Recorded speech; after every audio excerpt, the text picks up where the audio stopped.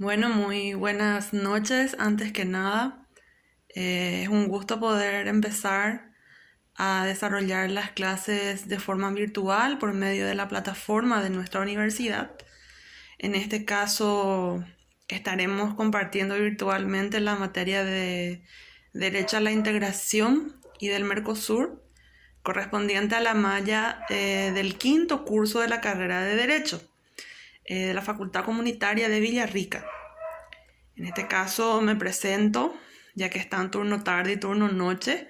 Soy la abogada Natalia Soto y estaremos compartiendo ya el día de hoy lo que sería la unidad programática número 1 del programa de la materia.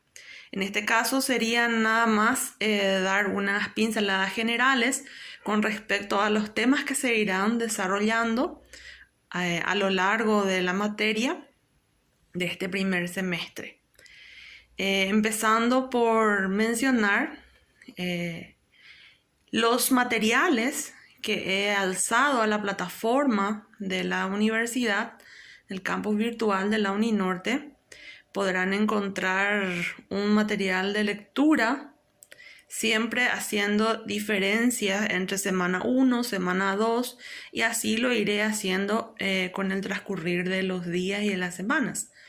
Entonces, a la hora de empezar a desarrollar esta materia, estarían pendientes del material de lectura 1, PowerPoint semana 1, ejercitario número 1.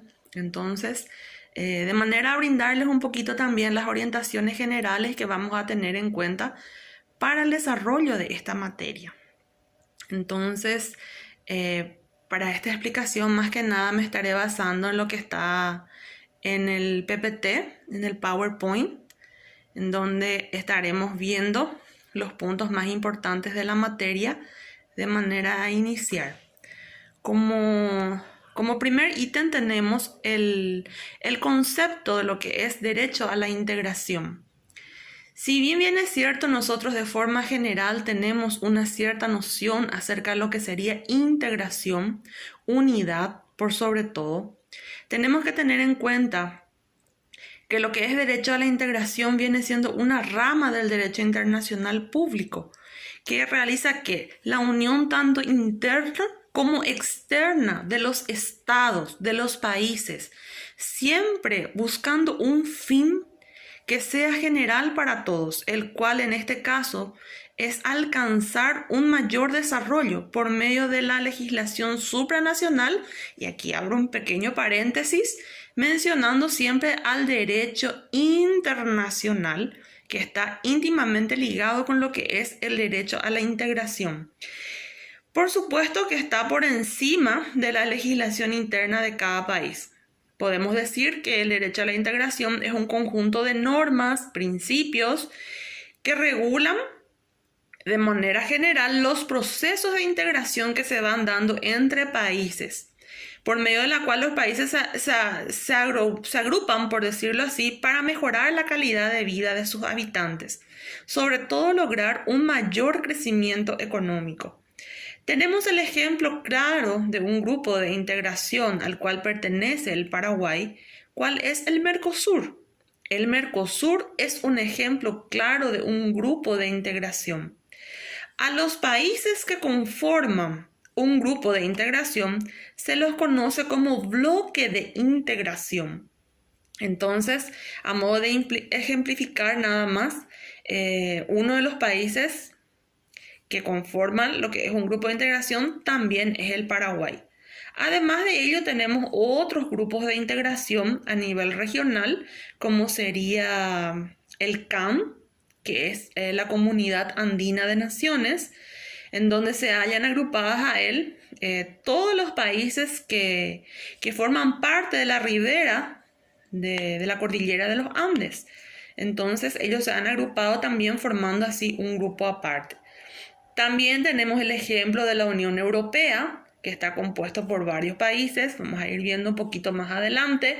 Está también ALADIS, que es otro grupo de integración.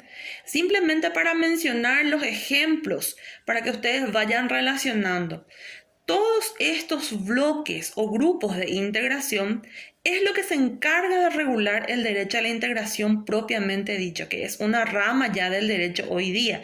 Si bien es cierto, es una rama bastante nueva y de cierta forma tropieza con algunos inconvenientes a la hora de su legislación, como les dije al principio, tiene mucha relación con lo que sería el derecho internacional, tanto público como privado. Cuando hablamos de derecho a la integración, hablamos de un conjunto de normas que tal vez se dan de forma diferente en Paraguay de una forma, en Brasil de otra forma, en Argentina de otra forma. Obviamente, lo que pretende ese grupo de integración es llegar a un acuerdo, sobre todo al ámbito económico. ¿Para qué? Para mejorar la calidad de vida de sus habitantes. Es importante que un país forme parte de un bloque. ¿Por qué? Vamos a ver un poquito más adelante cuáles son los objetivos, los logros que pretende lograr un grupo de integración. El siguiente punto es la integración económica. En nuestro PowerPoint nos relata acerca de que lo que en realidad se busca es aunar esfuerzos de los diferentes estados que conforman el bloque. ¿Para qué? Para lograr un equilibrio económico, comercial por sobre todo, que vaya haciendo una competencia frente a otros grupos de integración. Les doy un claro ejemplo de la Unión Europea, que si bien es cierto, es una de las más antiguas, es un modelo hoy día para lo que serían los demás grupos de integración. Es un bloque bastante organizado en todos los ámbitos y no solamente en la parte económica, sino que también en el aspecto social, que también compete a lo que es la seguridad que debe de brindar un Estado a sus habitantes. Entonces, la integración económica se da al 100% cuando hablamos de un proceso dentro de lo que sería el derecho a la integración. ¿Qué busca? Busca en realidad tratar de que exista mayor liberación en cuanto a la circulación de mercaderías. Por ejemplo, el Mercosur. ¿Por qué les hablo del Mercosur? Sería el ejemplo que más estaríamos escuchando en esta materia. ¿Por qué? Porque el Paraguay forma parte de ese bloque. Es un grupo de integración muy importante para el país, ya que ha traído grandes avances, sobre todo a la economía y a la sociedad misma del Paraguay. ¿El Mercosur qué pretende? Pretende lograr la libre circulación de los mercados dentro de los países o las aduanas que conforman los países que están dentro del bloque. Entonces, se pretende lograr una baja de los índices o aranceles aduaneros, de manera a facilitar esa circulación y lograr un índice de ganancias que sea conveniente a cada país que esté dentro del bloque. Entonces, podemos pasar a lo que serían los fines del derecho a la integración. Como primer fin tenemos, como ya les estuve diciendo, la libre circulación de mercaderías dentro de un país o entre estados para mejorar el mercado, pues la oferta y la demanda es lo que gobierna este aspecto económico. Hay que tener en cuenta la oferta y la demanda.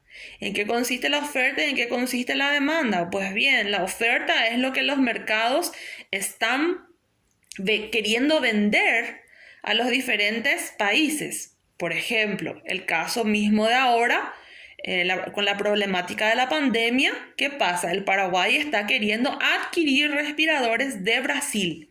¿Y qué pasa? Aquí hay una restricción. Hay un decreto de carácter interno por parte del Brasil en donde se ha estipulado la prohibición de la provisión de insumos médicos al Paraguay. ¿Qué pasa? Ese decreto interno atenta contra el principio, o mejor dicho, contra los artículos que se han establecido al momento de celebrar el Tratado de Asunción en el cual se creó lo que es el Mercosur. Atenta contra este primer fin Atenta contra este primer fin del derecho a la integración. ¿Cuál es la libre circulación? Entonces, ahí tropezamos con un primer problema por darles un ejemplo más concreto, ya que estamos ahora en ese tema. Entonces, cabe resaltar que es interesante, es bastante interesante esta materia en el sentido de que tal vez no se lo tiene muy en cuenta, pero de forma abstracta siempre está presente ahí.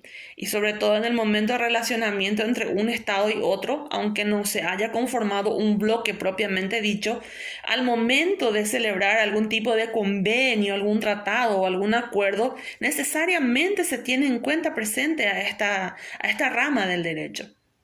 El segundo fin que pretende lograr lo que es el derecho a la integración es la reducción de los precios, pues cuando existe mayor competencia, los precios tienden a bajar. Hablamos de diferentes puntos en cuanto al desarrollo de la economía, de las grandes empresas, de los productos que ofertan cada uno de los países que están dentro del bloque. El tercer fin que pretende lograr el derecho a la integración es abrir las fronteras a los países miembros de un proceso de integración. Facilitar la libre circulación no solamente de mercaderías, sino también de personas. Que no existan tantas burocracias. Por ejemplo, si yo quiero viajar a los Estados Unidos, necesito un pasaporte, necesito una visa. Sin embargo, si yo quiero viajar a la Argentina, solamente necesito mi cédula de identidad. ¿Sí? Entonces, el sistema burocrático, los requisitos que se pretenden eliminar, o mejor dicho, hacerlo de forma accesible para los habitantes de un país y otro, es diferente cuando se está dentro de un grupo de integración que el que cuando no se lo está. Existe mayor requisito, mayor rigurosidad al momento de cruzar las fronteras de un país. El cuarto fin que pretende lograr el derecho a la integración es la creación de un mercado mayor para el intercambio de bienes y servicios. Ampliar la gama de ofertas que se tiene dentro de un país. Por ejemplo, para decirles, en Paraguay tenemos el tomate paraguayo y tenemos el tomate argentino. Podemos tener el tomate brasilero también inclusive. ¿Por qué no? Eso es lo que pretende. Ampliar la gama de ofertas que se tenga para los habitantes de los países que conforman el bloque. Que en cada país haya productos de Brasil, de Argentina, de Uruguay, de Paraguay. Me explico, no sé si más o menos, pero cabe resaltar, entre paréntesis, que si de repente surge alguna duda, algún inconveniente en las explicaciones o en los materiales o a la hora de desarrollar el ejercitario, que también ya está establecido en la plataforma, tenemos los foros de discusión. En los foros de discusión se estarán tratando las dudas que ustedes están teniendo en cuanto al desarrollo de los contenidos, los temas que se van desarrollando. Si es que hay algo que quieran aclarar, entonces lo haremos dentro de lo que sería el espacio correspondiente al foro. Bueno, posteriormente podemos pasar, así como tenemos beneficios o fines, objetivos que pretende lograr lo que sería el derecho a la integración, también tenemos los peligros. Existen ciertos peligros que se deben de tener en cuenta cuando hablamos de derecho a la integración, de la unión de países para lograr o pretender lograr un mayor crecimiento económico y social de sus habitantes. Entre los peligros más resaltantes tenemos el cierre de las empresas ineficaces que no pueden competir. Cuando hablamos de empresas ineficaces que no puedan competir a nivel del mercado, tanto nacional como internacional, hablamos de aquellas pequeñas empresas. Aquellas pequeñas empresas que de repente no tienen la suficiente materia prima o no tienen suficiente recurso humano para poder producir a gran escala las mercaderías necesarias para poder realizar ese intercambio de bienes y servicios. Aquella empresa que no puede cumplir con los estándares de calidad Por ejemplo, los calzados de producción nacional y los calzados de producción brasilera.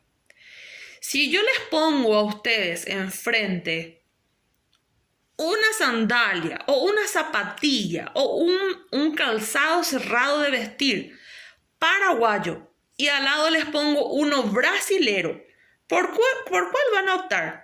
Estoy 100% segura que van a optar por el calzado brasilero. ¿Por qué? Porque ofrece mayor comodidad. Si bien es cierto, el precio es más alto, pero a veces se prefiere pagar más y tener un producto de mejor calidad. La comodidad, el material, la calidad que se utiliza tal vez es mejor. Con eso no estoy desmentando también lo que es la producción nacional, sino que simplemente estoy haciendo una pequeña comparación, que es un ejemplo claro que se da hoy día y desde hace rato. Entonces es importante tener en cuenta que cuando hablamos de lo que es un grupo de integración, corren el riesgo de las empresas de que no estén a la altura para poder competir con lo que sería el mercado tanto nacional como internacional. Cuando hablamos del mercado internacional ya sería en cuanto a la exportación de productos que se ven desarrollados o que se ven producidos, mejor dicho, por el Paraguay. El segundo peligro que representa el derecho a la integración es la reducción del concepto de soberanía, la soberanía nacional. Ojito, ¿por qué? Cuando hablamos de soberanía nacional, estamos hablando de lo que representa el Estado en sí. Cada país tiene la obligación de establecer cuáles serían las reglas bajo las cuales se va a regir esta unión que se da entre los países. No se puede dar de ninguna forma que Paraguay vaya e imponga reglamentos al Brasil, por ejemplo, o viceversa. ¿Por qué? Porque hay que respetar la soberanía nacional de cada país. El conjunto de leyes que conforma el derecho positivo dentro de cada país es diferente. Si bien es cierto, los principios generales del derecho son uniformes, se tienen en cuenta siempre los mismos, existen ciertas variaciones, sobre todo cuando hablamos de la parte económica de los países. Entonces es sumamente necesario que se dé esa producción. Se tiene que dar un concepto de soberanía necesariamente. El tercer peligro que se da, disculpen, justo una llamada. Bueno, empresarialmente los márgenes de ganancia se reducen porque hay mayor competencia. Obviamente, si en la despensa del barrio solamente, o sea que si en el barrio antes existía solamente una despensa y dentro de un tiempito ya tenemos una despensa en cada cuadra y ya viene un supermercado, ¿qué les parece que va a bajar? Los márgenes de ganancia ya no serían los mismos. Y es igual aquí. Siempre teniendo en cuenta lo que es la oferta y la demanda.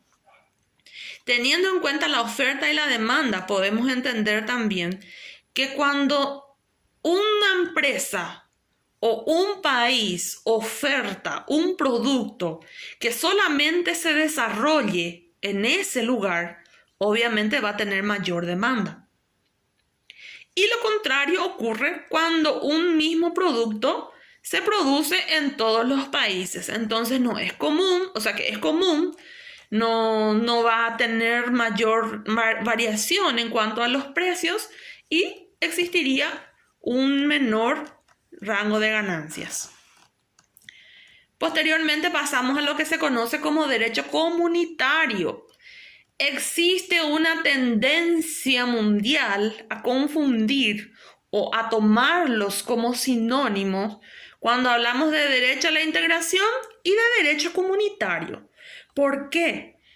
Porque se dice que el derecho comunitario es aquella rama del derecho que emana de un grupo de integración, ordenado jurídicamente ¿Por qué? Porque cuando hablamos de un grupo de integración necesariamente se tuvo que haber celebrado algún tratado, algún convenio que haya dado origen o que dé por asentado los artículos, las reglas bajo las cuales se van a regir esos grupos de integración. Entonces, por eso hablamos de que está teniendo en cuenta un ordenamiento jurídico. Necesariamente se debe de dar ese ordenamiento jurídico. No existe ningún grupo de integración que no tenga ordenamiento jurídico, porque sería prácticamente cualquier cosa. Inclusive podrían causar conflictos diplomáticos, conflictos armados. ¿Por qué no? Porque sabemos que cuando hablamos de economía estamos hablando inclusive de grandes potencias que regulan las relaciones internas interproceso. Regula las relaciones internas interproceso. Cuando hablamos de relaciones internas, tenemos que tener en cuenta que primero hay que poner bien las cosas en casa y después salir afuera. Cuando hablamos de relaciones interproceso, sería que se relacionen, se comparen, se llegue a un acuerdo en las relaciones que se tendrán entre un país y otro. Entonces, cuando hablamos de derecho comunitario, sí, tendemos a inclinarnos o a tomarlo por sinónimo de lo que sería el derecho a la integración. Pero, sin embargo, el derecho comunitario está dentro de lo que sería un derecho a la integración. Emana, proviene de lo que es un derecho a la integración. ¿Está? Bueno.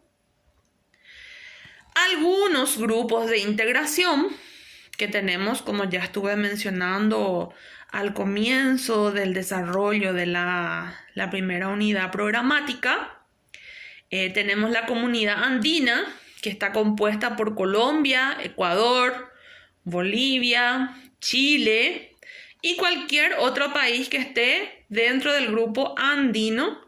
En realidad esos son los países que han conformado primariamente el grupo del CAN, que es Comunidad Andina de Naciones. Fue fundado entonces por Colombia, Ecuador y Bolivia. Posteriormente se fueron uniendo los países como Chile, etc. Tenemos a Aladis que está conformada por 13 países. Mercosur, que sabemos que es el grupo de integración por excelencia para nosotros. ¿Por qué? Porque nosotros conformamos ese grupo de integración. El tratado por el cual se rige es el Tratado de Asunción, el año 91. Pero este tratado del Mercosur, que vamos a ir viendo más adelante porque también vamos a analizar lo que es el Tratado del Mercosur, necesariamente vamos a estar viendo lo que son los posibles casos de controversias. Cuando existen controversias entre los países que conforman ese bloque, ¿a dónde tenemos que recurrir? ¿Qué es lo que se estipula? Pues el Mercosur, por medio del protocolo de Ouro Preto, establece el sistema de solución de controversias dentro del Mercosur. Entonces, son temitas que de repente ahora voy sacando a modo de comentarles nada más qué es lo que vamos a estar desarrollando. Como se dan cuenta, es bastante interesante. Les parecerá un poco abstracto al principio porque tal vez no sea una materia muy práctica, pero en realidad si se ponen a analizarlo, podemos relacionarlo con casos que nosotros tenemos actualmente. Tenemos actualmente relaciones con varios países. Paraguay es uno de los principales exportadores de carne. Cuando hablamos de transacciones económicas o comerciales a nivel internacional, siempre se tiene en cuenta lo que es el derecho internacional público y el derecho a la integración. Los demás países que conforman el bloque son países asociados. Recordemos que el grupo del Mercosur fue constituido por Paraguay, Argentina, Brasil y Uruguay. Posteriormente se fueron anexando a él Venezuela, Chile, Bolivia, pero en el caso de Venezuela, no sé si han de recordar, con el conflicto diplomático que se tuvo con el presidente Nicolás Maduro, se ha sancionado a Venezuela, expulsándolo del grupo. ¿Por qué? Porque se ha dado la dificultad del relacionamiento entre ese país en específico y los demás países que conforman el bloque. En el caso del Paraguay, recuerden que en un momento dado el Paraguay también fue sancionado. ¿En qué época? En la época del juicio político del presidente Fernando Lugo. Sí, se dio una sanción bastante dura al Paraguay. El Mercosur se rige por presidencias pro tempore. ¿Qué significa eso? Que cada cierto periodo de tiempo, un país que está dentro de este bloque va asumiendo la presidencia. ¿Cuánto tiempo dura la presidencia? 6 meses. Y va así sucediéndose de forma ordenada. Se prohibió al Paraguay que asuma la presidencia pro tempore por 2 periodos. Entonces, es una de las sanciones que se ha aplicado al grupo del Mercosur al Paraguay. En aquel tiempo en el que se dio el juicio político del presidente en ese entonces, Fernando Lugo, debido a que, según las contemplaciones jurídicas que ellos han tenido en cuenta, no se respetaron los tiempos de defensa para aquel entonces presidente de la República. Otro aspecto que tenemos que tener en cuenta y que vamos a hablar un poquito más adelante es el Parlasur. ¿Qué es el Parlasur? El Parlasur es el Parlamento del Mercosur, una figura que siempre está presente al momento de mirar los boletines en las elecciones generales. Nos aparecen siempre la figura de los candidatos del Parlasur. Pero, ¿qué es el Parlasur? ¿Qué función cumple? Cumple una función netamente política. No tiene una función decisoria, por decirlo así, dentro de lo que sería el Mercosur. Pero también forma parte de ella. Hoy día está en discusión en la Cámara, en el Congreso, mejor dicho, la suspensión de la elección por medio de las urnas, en el cual nosotros solemos elegir a nuestros representantes parlasurianos, y se pretende establecer 2 probables opciones. Una de ellas es eliminar definitivamente lo que sería el Parlasur, ya que, según opinan algunos de los congresistas, no cumple ninguna función en específica y sería un gasto para el Estado. Segundo, eliminar el voto o la elección por parte del pueblo para los representantes del Parlasur y directamente que sean elegidos o seleccionados por el Congreso. O sea, esas serían las 2 probables opciones que se estarían analizando en estos días, de manera a contarles un poquito también cómo se va dando la situación, ¿sí? Bueno, posteriormente tenemos a la Unión Europea, que, como les había dicho un poquito más al principio, es un modelo de grupo de integración. ¿Por qué es un modelo? Al hablar de modelo de grupo de integración, yo les estoy hablando en cuanto a la forma en la que ellos se han manejado. Sabemos que los países más desarrollados están en Europa. Ellos tienen gran capacidad de producción a gran escala. Son países que representan economía de primer mundo, por decirlo así, atendiendo a la situación por la que podamos comparar lo que sería la economía del Paraguay o del mismo bloque del Mercosur. Somos o estamos en un país que sigue en vías de desarrollo económico. Sigue existiendo pobreza, sigue existiendo índice de analfabetización en nuestro país y en el bloque del Mercosur a nivel general. Sin embargo, si nos ponemos a comparar esos aspectos con lo que sería la Unión Europea, porque recuerden que lo que pretende lograr un grupo de integración es el bienestar, la calidad, la mejor calidad de vida de sus habitantes y un mayor desarrollo económico. Si bien se van dando algunos avances, algunos logros, hay aspectos que inevitablemente no se pueden tapar con un dedo. Hay aspectos que en Paraguay, lastimosamente, en vez de avanzar, se están retrocediendo. No puedo juzgar, pero tengo también mi punto de vista. O sea que es importante analizar sentarnos un poquito y pensar en lo que se está dando a nivel mundial, en lo que se ve, en lo que nosotros proyectamos también, porque a medida que nosotros vamos creciendo como país, como Estado, como nación, también vamos proyectando una imagen a nivel mundial, una imagen tal vez de confiabilidad, de que quieran venir inversionistas, de que otros países se quieran asociar con nosotros, formar otros bloques de integración, pretender lograr un fin. Entonces, sería importante tener en cuenta ese desarrollo, ¿sí? Posteriormente tenemos los tipos de integración. Cuando hablamos de tipos de integración, es importante discriminar dos tipos de integración: la integración interna y la integración externa. La integración interna es aquella que se realiza dentro de un mismo país, entre estados, departamentos, provincias. ¿Para qué se da? Se da para el fortalecimiento de un país y poder enfrentar a otro. Entonces, en este caso, nosotros no tenemos un estado dentro de otro estado, como sería Italia, por ejemplo, pero tenemos departamentos.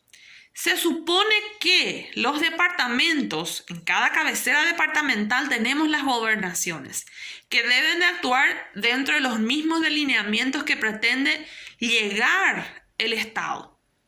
Entonces, a mi criterio, falta y muchísimo. Las gobernaciones trabajan por su cuenta, la parte del Poder Ejecutivo trabaja por su cuenta. A mi criterio, en lo personal, falta mucho por delinear dentro de lo que es nuestro país. Esta integración interna se vuelve a subdividir en dos, ¿cuáles son? La forzosa y la voluntaria. Cuando hablamos de una integración interna forzosa, es aquella en la que por medio de la fuerza pública y poder coercitivo el Estado se obliga a una integración. ¿Cuál puede ser un ejemplo? Estados Unidos, después de la Guerra Civil, obligó a los estados a una integración. Se unieron. ¿Para qué? Para lograr la defensa nacional. Entonces podemos tener ahí un ejemplo. Posteriormente tenemos lo que sería la integración interna voluntaria. ¿En qué consiste la integración interna voluntaria? Es la expresión pura y lógica de los pueblos de unirse para un mejor desarrollo. Aquí nadie le obliga. Aquí simplemente se entiende que lo que sobresale es el interés real, sincero de querer progresar.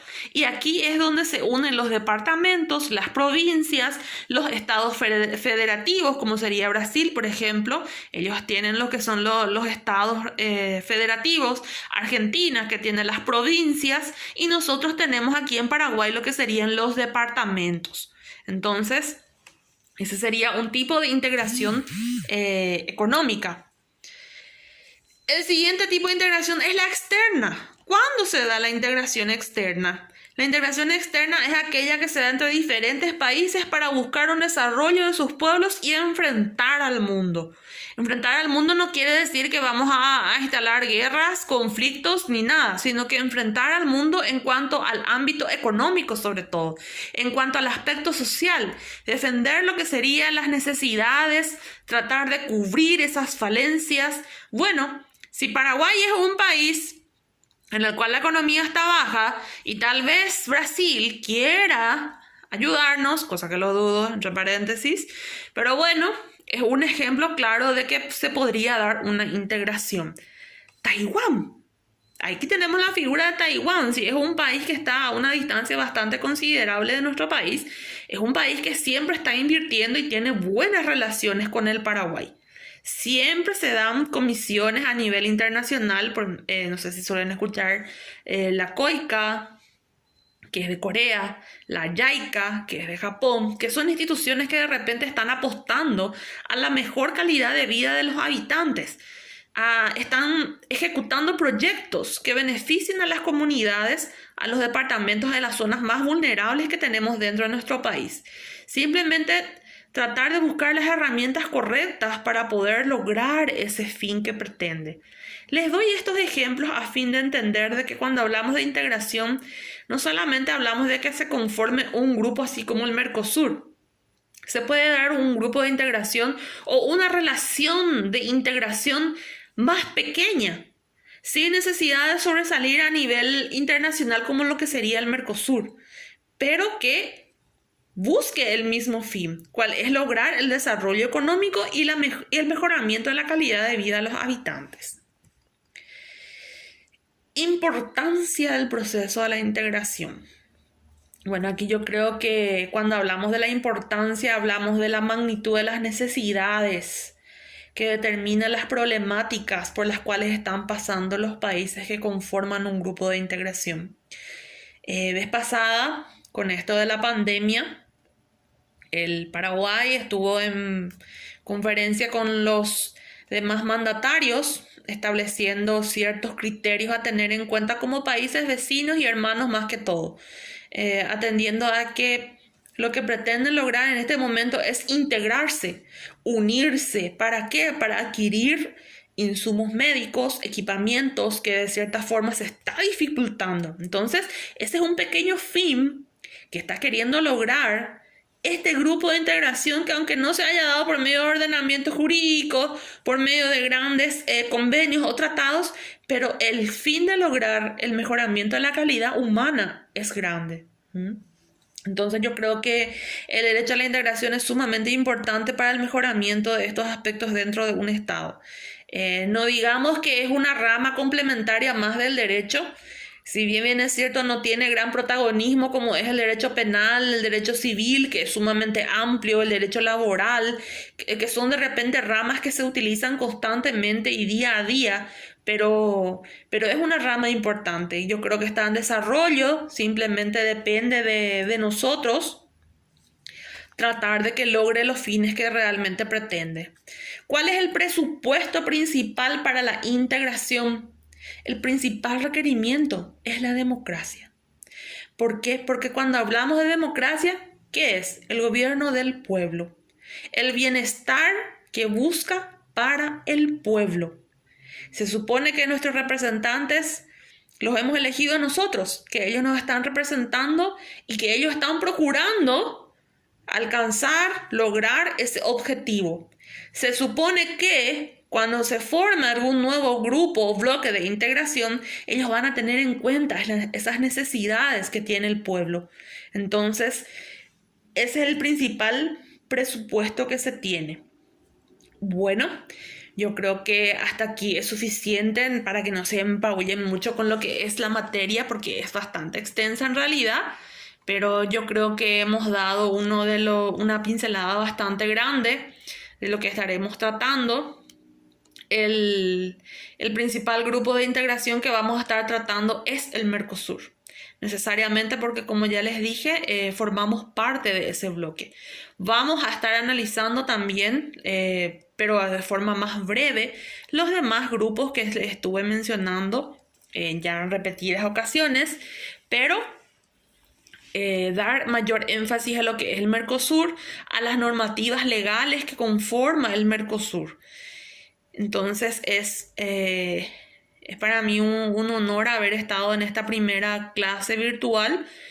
Como les estuve diciendo, en la plataforma encontrarán ejercitarios, un material de referencia en el cual pueden acudir para leer y complementar la información de la cual estuvimos hablando ya ahora en el desarrollo de las clases. Y cualquier consulta que tengan, cualquier duda, no duden que podemos comentar en el foro, aclarar las cuestiones que de repente no les fueron claras, que les quedó ahí en la nebulosa. Entonces no tengan miedo. Yo creo que esta es una experiencia que nos va a enriquecer a todos. De cierta forma nos mantiene unidos, aunque no nos podamos ver, como dicen. Pero lo importante es que el día de mañana esto pase y podamos retomar nuestras clases presenciales sin ningún inconveniente, sin haber perdido el hilo de los contenidos, que yo creo que es lo más importante. Entonces, agradecerles ya ahora por la predisposición para el desarrollo de la materia, a la universidad que nos brinda las herramientas necesarias para poder llegar hasta ustedes. Cabe destacar que la Uninorte siempre ocupa el primer lugar en cuanto a lo que sería universidad, en cuanto a lo que sería educación a nivel universitario. Tienen que sentirse orgullosos de pertenecer a esta universidad. Y bueno, eso es todo. Nos vemos en la próxima oportunidad.